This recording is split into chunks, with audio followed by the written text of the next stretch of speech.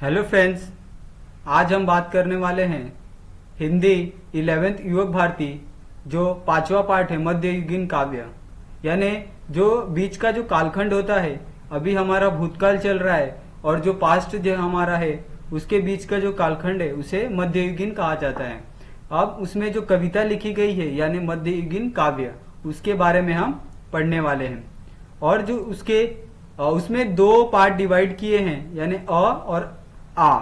एक तो भक्ति महिमा है, इसके बारे में आज हम पढ़ेंगे। भक्ति महिमा, और जो इसके लेखक है यानी जो उसके रचयिता है वह संत दादू दयाल जी है। उनका परिचय इस प्रकार है। संत दादू दयाल का जन्म 1544 को अहमदाबाद गुजरात में हुआ। आपने गुरु का नाम बुड्ढन था। प्रारंभिक दिन अहमदाबाद में व्यतीत करने के पश्चात सांभर राजस्थान में आपने जिस संप्रदाय की स्थापना की वो आगे चलकर दादू पंथ के नाम से व्याख्यात हुआ। सामाजिक कुरीतियों, अंधविश्वास संबंधी जो मिथ्याचार का विरोध साखी तथा पदों का मुख्य विशेष है। आपने कबीर की भांति अपने उपास्य को निरूढ़ और निराकार माना है। हिंदी साहित्य के निरूढ़ भक्ति संप्रदाय में करीब कबीर के आपका स्थान अत्यंत है। संत दादू दयाल की मृत्यु 1606 में हुई। अभी हम देख लेते हैं प्रमुख कृतियां। अभी प्रमुख कृतियां किन्हें कहा जाता है कि जिन उनके द्वारा जो कृतियां लिखी गई है यानी जो फेमस है उन्हें प्रमुख कृतियां कहा जाता है। उसमें है अन्न बेवाणी या और काया बेली आदि। और काव्य प्रचार, ये किस तरह की कविता है यानी इस कविता में वह किस बारे में बात करना चाहते हैं और अपनी कविता का वो शीर्षक क्या है इसके बारे में, और कविता वो किस प्रकार लिखा करते थे इसके बारे में हम पढ़ेंगे। अभी उनका एक काव्य प्रकार है साखी। साक्षी का अम्भप्रभ है जो वस्तुत्व दोहा छंद में ही लिखी जाती है। यानी जो दादू साहब थे और वो अपने जो जितने भी छंद लिखा करते थे वह दोहे के माध्यम से प्रस्तुत करते थे। साखी का अर्थ होता है साक्ष्य, प्रत्यक्ष, ज्ञान, नीति, ज्ञानोपदेश और संसार का व्यवहारिक ज्ञान देने वाले छंद साखी नाम से प्रसिद्ध है। निर्गुण संत संप्रदाय का अधिकांश साहित्य साखी में ही लिखा गया है, जिसमें गुरु भक्ति और ज्ञान उपदेशों का समावेश है। नाथ परंपरा में भी गुरु वचन ही साखी कहलाने लगे। सूफी कवियों द्वारा भी इस छंद का प्रयोग किया जाता है। अभी हम जो काव्य रचना है, काव्य परिचय है, यानी इस कविता के माध्यम से वो क्या बताना चाहते हैं ये हम पढ़ेंगे, देखेंगे कि उन्होंने इसमें क्या बताने की कोशिश की गई है। प्रस्तुत साखी में संत कवि ने गुरु महिमा का वर्णन किया है। यानी जो हमारे गुरुदेव है, जो हमारे प्रभु है, उनकी महिमा किस प्रकार है इसका वर्णन इसमें किया है। ईश्वर को पूजने के लिए कहीं बाहर जाने की आवश्यकता नहीं होती। यानी ईश्वर खुद के अंदर होते हैं, मन के भीतर होते हैं। नाम स्मरण से पत्थर हृदय भी मक्खन सा मुलायम बन जाता है, ऐसा उनका कहना है कि आपको किसी भगवान या आपको अपने आराध्य से मिलने के लिए आपको कहीं हिमालय चढ़ने की जरूरत नहीं है। अगर आप उनका अपने दिल से, अपने मन से अगर उनका स्मरण करते हैं तो भगवान आपके सामने ही है, आपके मन में ही है। प्रेम का एक अक्षर पढ़ने वाले और समझने वाले ही ज्ञानी होते हैं। मनुष्य को इसका अहंकार ही मारता है, दूसरा कोई नहीं। यानी अगर मनुष्य में अगर एक प्रकार का अहंकार आ जाए, उसमें एक तरह की क्षीण भावना आ जाए कि सबसे बड़ा वही है, उससे बड़ा और कोई नहीं है, ईश्वर भी उसके सामने छोटा है, तो उससे बड़ा मूर्ख आदमी कोई नहीं हो सकता। और उसका अंत में जाकर अहंकार ही उसे नष्ट करता है, उसे विफल बनाता है। अहंकार का त्याग करने से ईश्वर की प्राप्ति होती है। जिसकी रक्षा ईश्वर करता है वह इस भवसागर को पार कर सकता है। ईश्वर एक है, वह सभी मनुष्यों में समान रूप से बसता है, अतः सबको समान मानना चाहिए। इसमें समानता का उदाहरण पेश किया है कि सभी में ईश्वर का वास होता है, कि कोई छोटा नहीं होता, कोई बड़ा नहीं होता। इसीलिए हमें सभी का सम्मान करना चाहिए और सभी को एक दर्जा प्राप्त करना चाहिए। इसीलिए जो कवि है वह कहते हैं कि कभी भी दूसरों से घृणा नहीं करनी चाहिए और खुद को बड़ा व्यक्ति नहीं मानना चाहिए और एक समान सबके साथ व्यवहार करना चाहिए। अभी इसमें जो उनकी पंक्तियां है, जो उनके दोहे हैं, उसमें उन्होंने क्या कहा है यह हम पढ़ने वाले हैं। माखन मन पहाड़ भया माया रस पिया, पहाड़ मन माखन भया राम रस लिया। अभी इनकी जो पहला दोहा है, इसमें उन्होंने क्या कहा है? उन्होंने कहा है, इस पंक्ति में कवि कहते हैं कि जो माया मोह का रस पीते हैं, जो माया मोह का रस पीते हैं, उनका मक्खन सा हृदय सूखकर पत्थर हो गया है, किंतु उन्होंने भक्ति रस का जो पान किया है, उनका पत्थर हृदय गलकर मक्खन सा हो गया है और उनका हृदय प्रेम से भर गया है, ऐसा वह कहते हैं।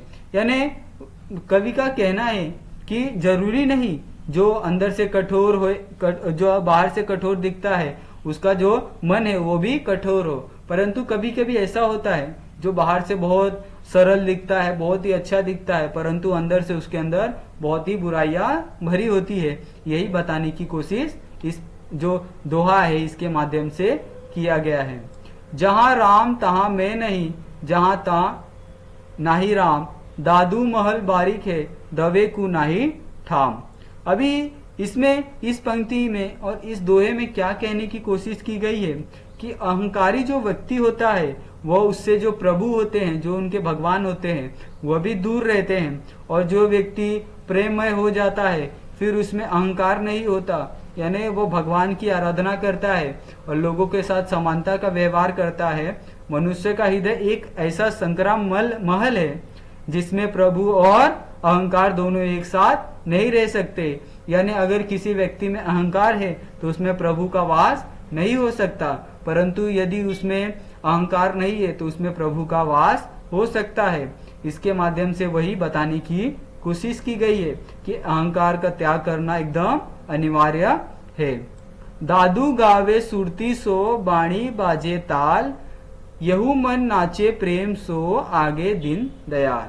अभी इस पंक्ति में क्या कहा है? इस पंक्ति में कवि कहते हैं कि दादू मगन होकर प्रभु का कीर्तन कर रहे हैं, उनकी आराधना कर रहे हैं, उन्हें याद कर रहे हैं। उनकी वाणी ऐसी मुखरित हो रही है जैसे ताल बज रहे हैं, यानी कोई उनके स्वागत के लिए ढोल नगाड़े बजा रहा है।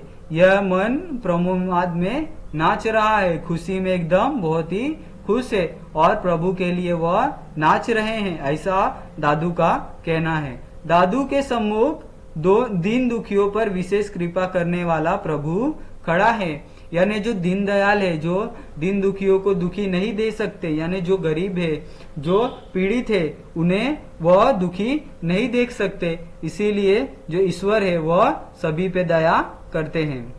जे पहुंचे ते कही गए जिनकी एके बात, सबे साधो का एक मत बीच के बाहर बाट। अभी इस पंक्ति में कवि कहते हैं कि जिन लोगों ने भक्ति के सहारे भव सागर पार कर लिया है, यानी जे पहुंचे ते कही गए तिनकी एके बात, यानी जिन लोग भक्ति के सहारे भव सागर पार कर लिया है, उन सभी एक ही बात है कि जो भक्ति का जो सबल है उसे लेकर ही संसार को पार किया जा सकता है और हर मुसीबत से बाहर निकला जा सकता है। ऐसा कहते हैं कि भक्ति ही एक ऐसा रास्ता है कि कोई भी मुसीबत और कोई भी परेशानी हो उससे बाहर निकला जा सकता है। सभी संतजन भी यही बात कहते हैं। अन्य मार्गदर्शक जीवन के उद्धार के लिए जो दूसरे उनके मार्ग बताते हैं वे भ्रम में डालने वाले हैं। प्रभु स्मरण के सिवा अन्य सभी मार्ग दुर्गम है।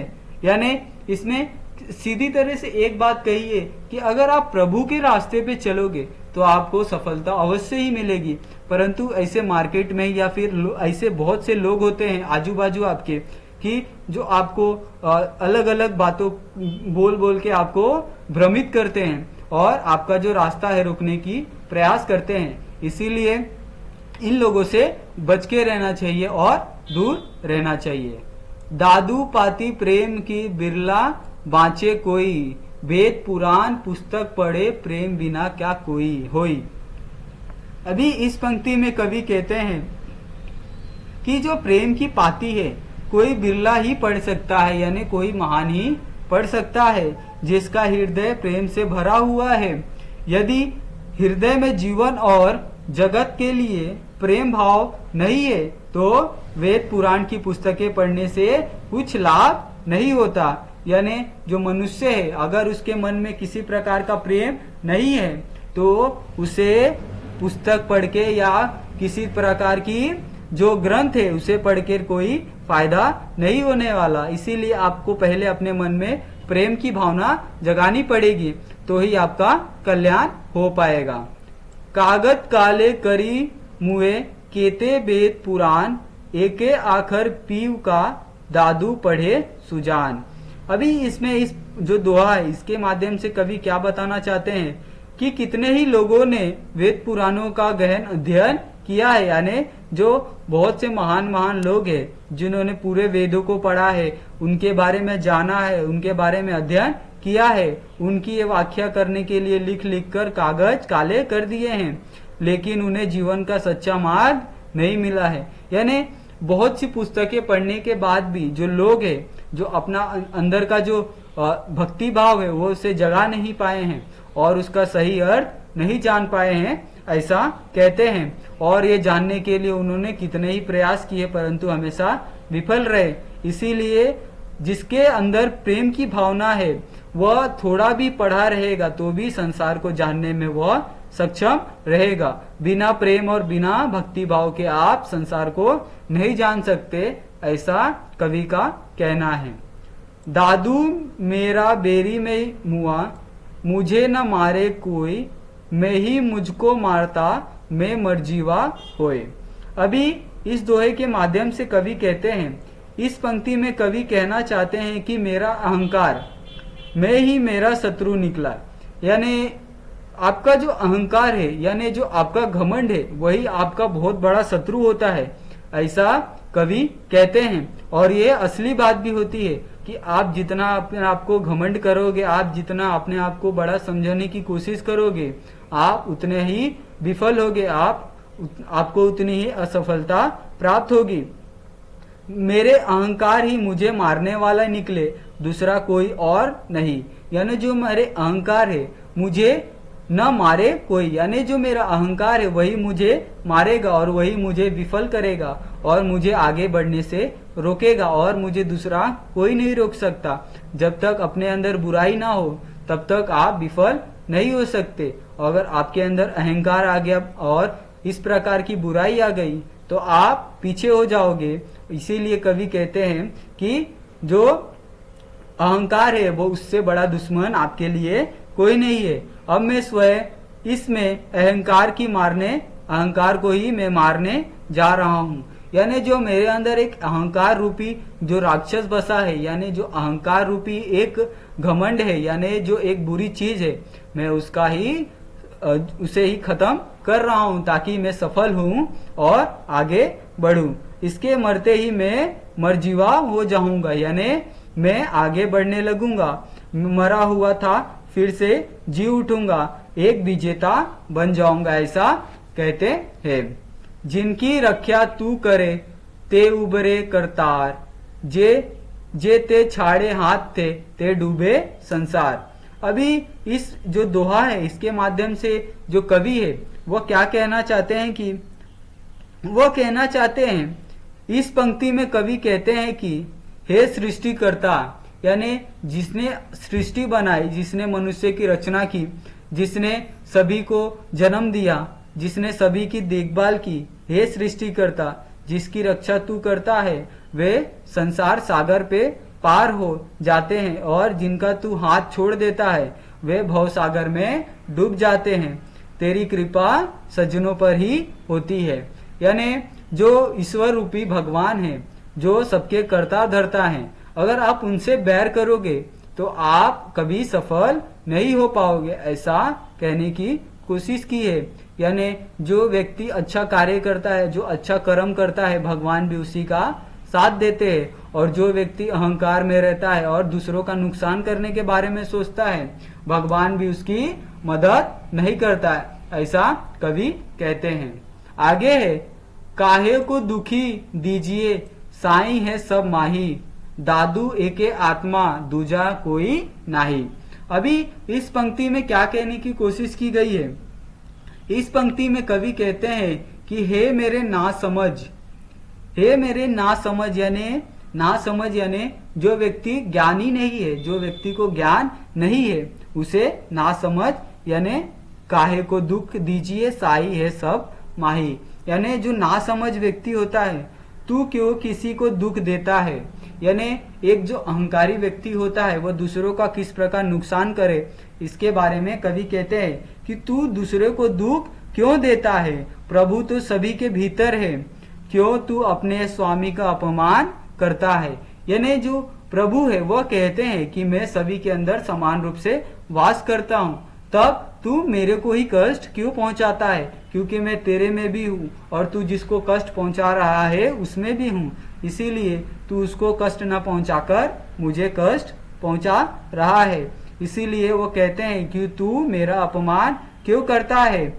सबकी आत्मा एक है, आत्मा ही परमात्मा है और परमात्मा के अलावा दूसरा कोई नहीं है, इसीलिए तू मुझे परेशान मत कर और तू भी अच्छे से रहे और दूसरों को भी अच्छे से ईमानदारी के साथ रहने दे। आगे है, दादू इस संसार में ये दो ही रतन अनमोल, एक साई एक सतजन, इनका मोल न तोल। और आखिरी जो उनका दोहा है, उनमें वो कहना चाहते हैं कि इसका जो भावार्थ इस प्रकार है कि इस संसार में केवल ऐसे दो रत्न हैं, यानी ऐसे दो मूल्यवान चीजें हैं, एक जो है अनमोल है, एक तो सबके स्वामी जो हमारे प्रभु है, जो हमारे भगवान है, वह एक अनमोल रत्न है, और दूसरा स्वामी का संकीर्तन करने वाला संत जन जो जीवन और जगत को सुंदर बनाता है।